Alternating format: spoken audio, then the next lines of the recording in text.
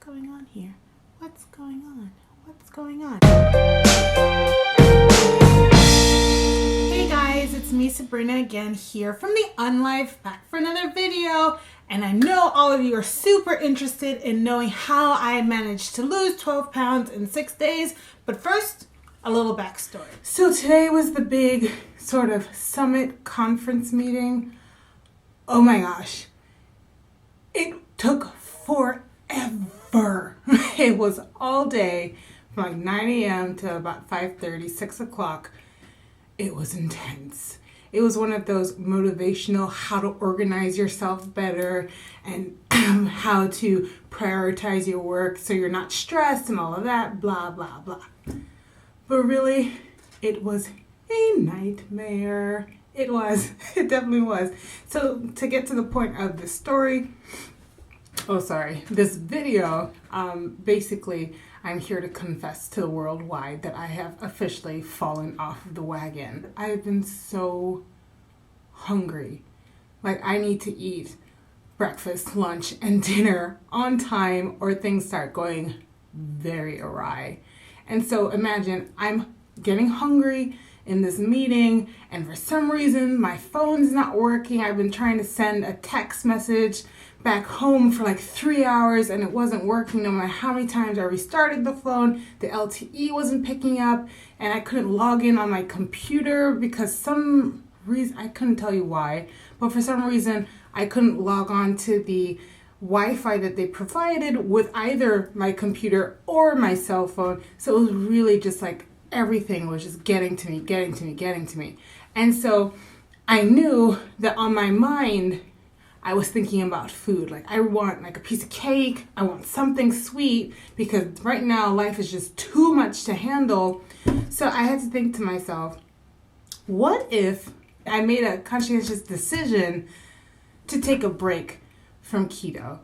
I'm not going to just let it spiral out of control, but I'm going to conscientiously decide I am not going to follow the keto plan this week because I don't even know that all the work that I did earlier this week even counted because I was so hungry. So I feel like I fell out of ketosis being good.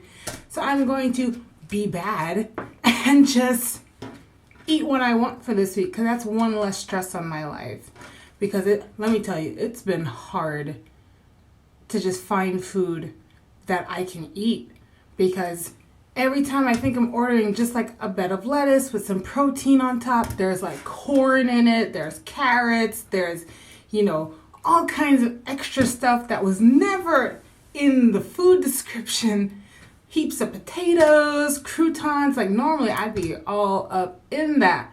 But, I'm trying to make this decision to eat healthier, be healthier for myself.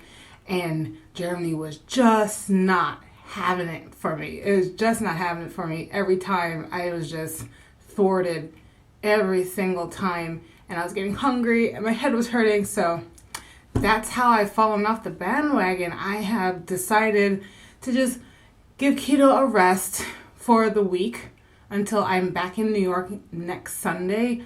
So yeah, I'm just going to eat what I want. So yeah, I was in Germany trying to be good, trying my hardest not to break the plan of being keto in Germany, but it was hard. There was a lot of bread, a lot of flour-based products, and, even trying to be good, I ended up eating tons of salads, cold cut meats, hard cheeses, and I was just hungry because I wasn't making my numbers. So you know what? I decided not to do it anymore. I was making a conscious decision to stop eating keto and to, have a great old time because when will I be in Germany next? So I ate the goulash, I ate the spätzle, I had it all, the schnitzel, the apple wine. It was amazing. The bread was so good there. Oh my gosh. Love the bread. It was awesome.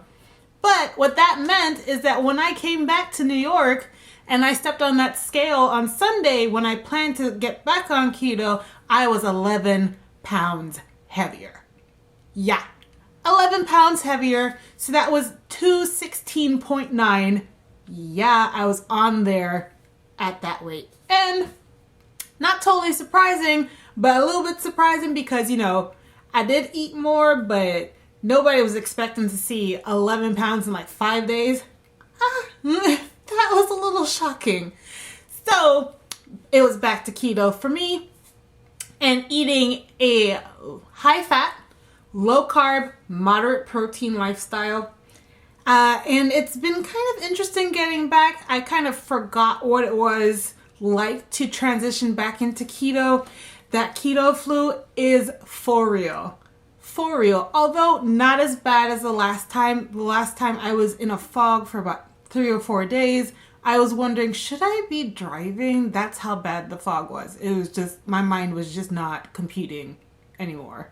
Not at all.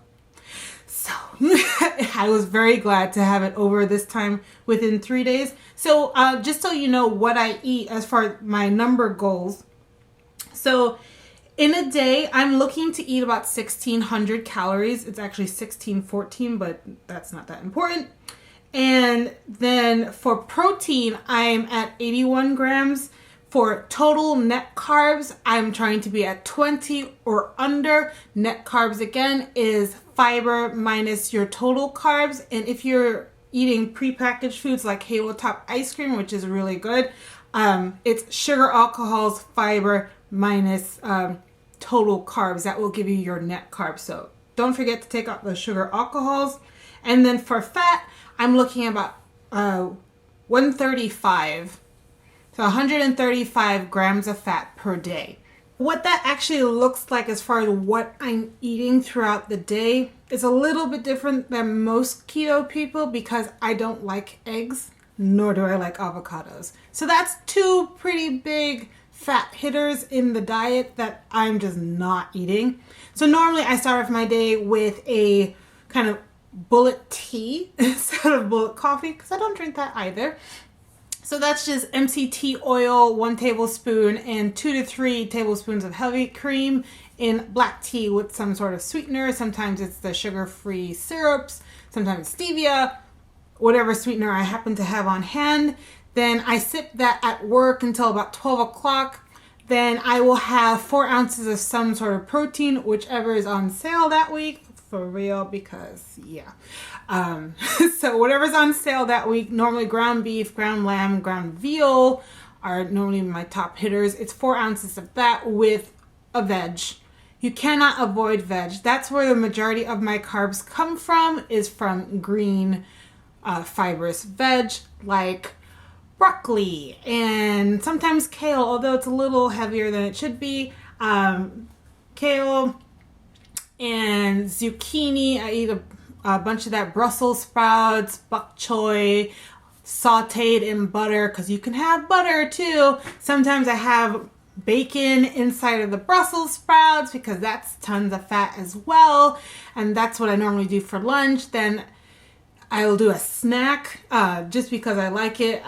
Natural peanut butter, the crunchy kind. I'll have a couple tablespoons of that as well. And then I'll have dinner is kind of whatever I have missed for the day. If I need fats, then it's another 4 ounces of meat. If I have carbs to spare, it's some more vegetables. If not, then, and I just kind of finish for the day. So there's always sort of like a dispute as to whether or not on keto calories matter. So obviously my keto calculator gave me a calorie goal to meet every day, which is 1614. But do they really matter?